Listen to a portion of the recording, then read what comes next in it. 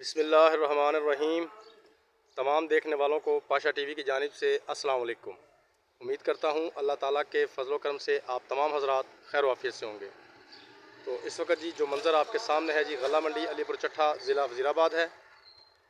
मंडी में आज ये एक बहुत बड़ा ढेर आया, तकरीबन 4-5 ट्राले कणक के आ चुके हैं गंदम के, और उसके अलावा भी 2-3 ढेरियाँ वो सामने आप तोल भी लगा हुआ देख रहे हैं। एक छोटी सी ढेरी वो सामने पड़ी है, तो 3-4 ढेरियाँ इसके अलावा आई हैं। तो आज की बात की जाए तो जनाब कल की ये रिपोर्ट आ रही है कि 100 रुपया जो है वो गंदम में से निकल गया है।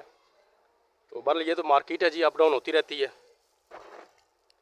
गंदम आपके सामने है जी। तो इस ढेर की बोली यानी कि 2350 रुपये हुई है। इसमें थोड़े से जौ हैं। तो बाकी जो दूसरी 3-4 ढेरियाँ हैं उनकी जो बोली है वो 2400 रुपये तक हुई है। आज का रेट हम काउंट करेंगे जनाब 2350 रुपये से लेकर 2400 रुपये तक।